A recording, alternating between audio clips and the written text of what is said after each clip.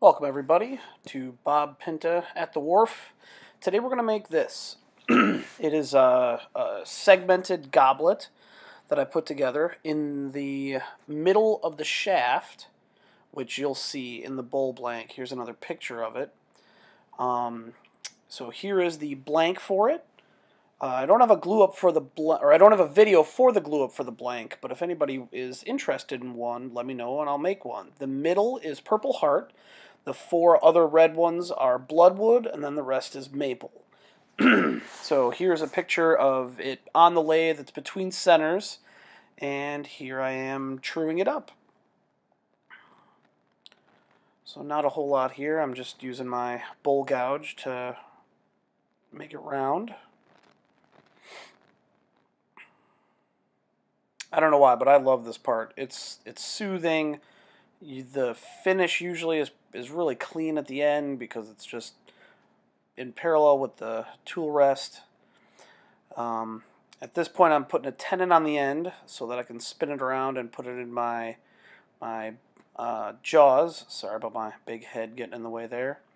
I know that if I have it about 85 millimeters that it fits nicely in my jaws. So I make that. There it is in the chuck, and now I start coring out the inside right about here. So I just use a Forstner bit, and I go in. There's some pretty shavings of the Purple Heart and the Bloodwood and the Maple mixed together. And here I just work up through a series of bigger and bigger Forstner bits. There's the next one. I realize I have my wedding ring on here. I forgot to take it off. I know that that's super dangerous.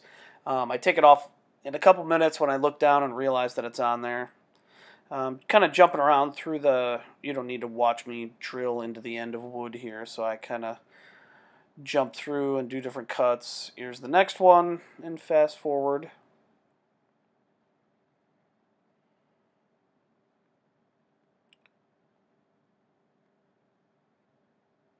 We get to the point where it's I've gotten the Forstner bit big enough where now the head of the chuck can actually fit inside and go a little bit deeper.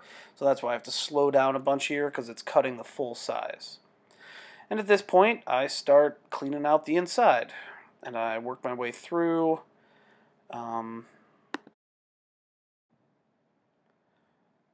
Just coring it out. I prefer a pull cut for the most part. For most of this, there's where I realized I had my wedding ring on, so I took that off and put it in my pocket. I usually prefer a pull cut. I notice that I get fewer catches that way.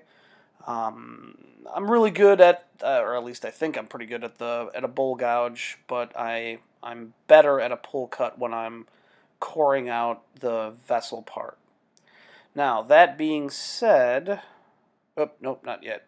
So I'm just working my way through. I think at this point it's starting to get a little dull. I gotta push a little harder than I'd like to. Yeah, just working my way through it, getting covered in shavings. Oh, and here comes a catch. Ready in about 3, 2, 1. Right there. Now, it's not a horrible catch, but it's enough to throw it off center, so I have to like re-chuck it up and check that it's spinning true again. Now, there's a nice view of the inside. You can start to see the patterns that are going to come out when it's all done. Oh, I think I got another little catch there. There was a bunch of video in between there of me like smoothing it out. So there I did some more bowl work, and I got it smoothed out. Here's a couple final finishing cuts along the way to kind of clean up the inside. I always hate getting that nib off the inside, like the very center. And here I sand it up for a while. Go up, I think I started at about 120 and went up to about 320.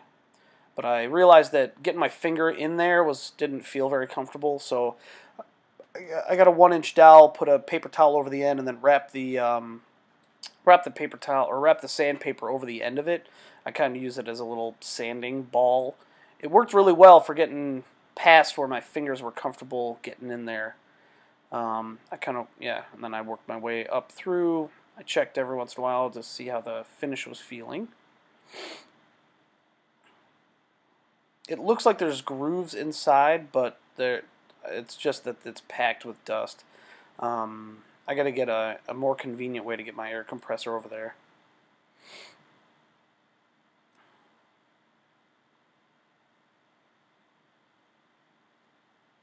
So a guy walks into a hospital with a bunch of little wooden or little plastic horses shoved up his nose, and the doctor looks at the scan and says, "Your condition looks stable." So just continuing to work my way up the grits, get to the end here. And at this point, I put a jam chuck in there, or I guess, I don't know what it would be called. Now the problem is it's just a piece of wood. It's just, or I guess they're all pieces of wood, but it's a chunk of a log, which is really not that symmetric. I didn't spend enough time getting it centered, so it's actually creating more of a problem than I think it would have if I just left it open on the end. So in the next couple of seconds here, there's just starting the cup. Yeah, I got rid of that, and then I wanted to take it off the lathe to bring it into work to show my friend at this point. So I just marked where each of the certain spots on the chuck were. So I wrote a 3 on there. That's on the third jaw. So that I could try to get it into the same place. Oh, there's a view of the inside. It was looking pretty. Now you can see in the end there's a new piece that I made out of a 4x4 little block of pine, but it actually wasn't working very well either. So I got to figure out, or maybe I'll have to purchase something that works better. Oop, there's the first little reveal. I always love that moment where the inside wood starts working its way out. I mark about how deep the inside bowl is, and I start to shape the outside.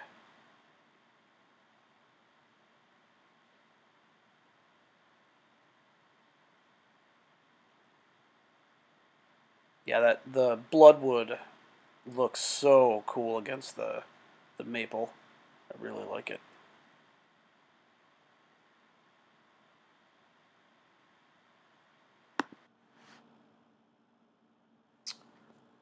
So yeah, you can. Oh, there's a little view of the tailstock piece that I made. I put a paper towel over it just to protect the finish inside. Yeah, I got to take some more time and just make one that's nicer and that sits on the tailstock a little bit better. But that might be at another video if I think of it. I'm starting to practice with a skew chisel, and I think that would give the best results on the outside here. Here I use a little makeshift parting tool that I have just to give myself a little V, a little divot to start cutting in a cove right there. I actually don't have a spindle gouge, which is what should be used here. I use my bowl gouge. That's probably why I feel like I've gotten pretty good at the bowl gouge, because it's really my only tool that I use consistently.